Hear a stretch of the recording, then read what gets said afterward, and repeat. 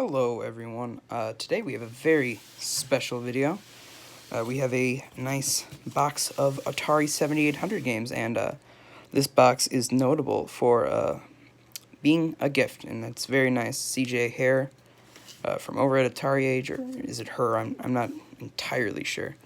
But yeah, he saw that I was starting to collect for the 7800, and he kindly sent me this box of several games completely free of charge, and I'm incredibly grateful for his generosity here. He didn't have to do this, but he did, and I'm very thankful and humbled by this. So, without further ado, let's see what's all in here. Now, I know what's all in here, but I'm going to just share it with y'all. So first up, we have Desert Falcon. Now, I kind of enjoy the 2600 version of this. Oh yeah, there's a little Sharpie when I was blocking out the personal information. But yeah, I enjoy the 2600 version, but this looks infinitely better, so I'm really excited to try that one out. Next up, we have Atari 7800 Miss Pac-Man. This is an 87 version. I don't really have a decent way of playing Miss Pac-Man at the present. I bet the closest to the arcade that I have is the Namco Museum 64 version, and it's honestly just, I'd rather not play it at all than use that just horrendous. The 64 controller isn't terrible, but it's just not good for Miss Pac-Man. Next we have Pole Position 2. This is notable because this is now my first duplicate for a non-handheld system.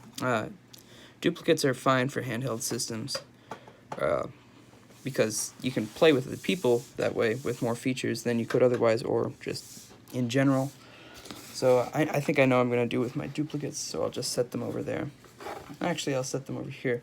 Now this is a very this is a very cool game. Rampage. Look at that. This is Activision, one of two games they made, I believe. The other being Double Dragon, and it's crazy. Like, third-party games for the 7800, there's only like 10 of them, I believe, and still that's somehow more than what the Master System got here in the U.S. In the U.S. at least, like the U.K. and stuff, it got more. But yeah, Rampage, that's pretty rare. Next up is Choplifter. Now I have one of the newer 7800s from '88, and as you can see, this is from '87. And this is known for glitching out. It's quite a common glitch with the 87 version of the cart and my system, so I'm not entirely sure if I'm going to keep that or not, because I'm not sure if it'll work or not. But you have to look and see. Next up is what everyone considers to be a terrible game, Hat Trick, which I've actually wanted for quite some time. Hat Trick is really, it looks not like hockey, but it looks more like Pong, people say. And I can see that. It reminds me of Channel F Pong on the Fairchild. Channel F, obviously. Not Pong, hockey. This is Real Sports Baseball. Or does that just say just baseball, I guess? Real Sports Series. There was only one Real Sports game released for the 7800. There was a lot for the 2600.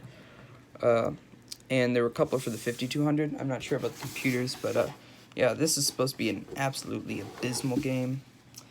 This is a very pretty rare one as well. Xenophobe. This is notable against the 2600. Yeah, there was a 2600 version of this, and the NES version for actually having 2 players simultaneous. The arcade had 3 players.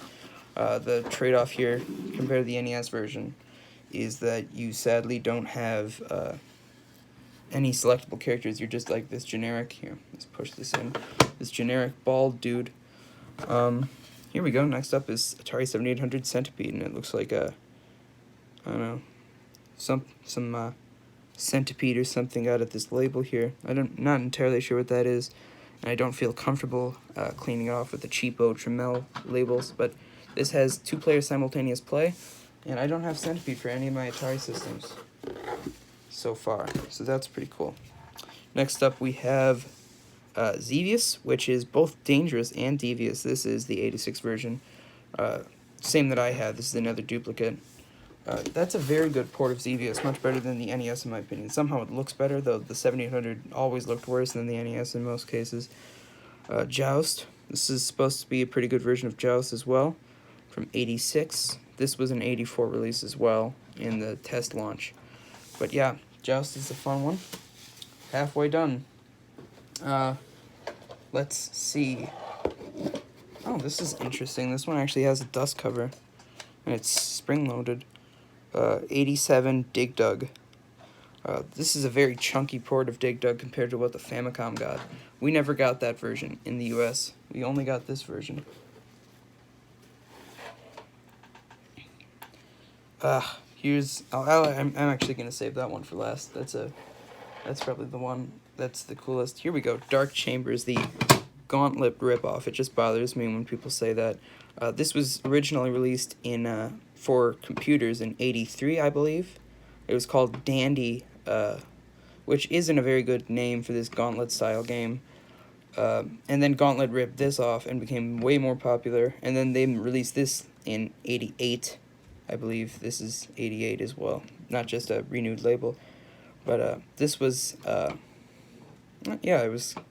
changed the name to Dark Chambers, which is, I mean, it better suits the game, but it also sounds more generic and really just kind of, not very appealing.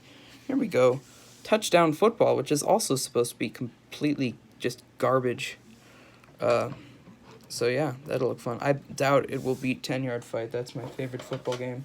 I'm not big on football in general, but yeah, 10-Yard Fight's pretty good. Oh, here we go.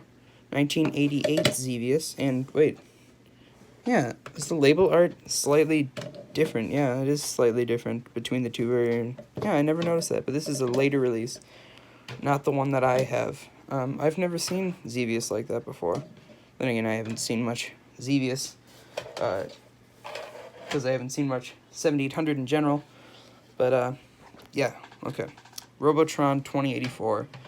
This would have sold lots of systems had it released in '84 as planned, though it was not released in '84.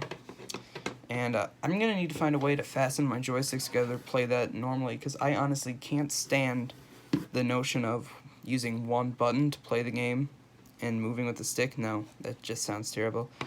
Let's see, what else do we have in here? Yes, Crossbow, which I've never played any version of, but it looks fun enough. This is a light gun game, but you have a crosshair as well. And I don't have an XEGS light gun, or what was it, XE something light gun. Yeah, I don't have that, so I'll just use the Pro line controllers, I guess. Here we go, Galaga. This is an '86 release. That's earlier than mine. I think mine is '87. But that's another duplicate. And here are the two penultimate games. Donkey Kong Jr. Wait. Oh, no, I'm forgetting one. Well, yeah, whatever. Donkey Kong and Donkey Kong Jr.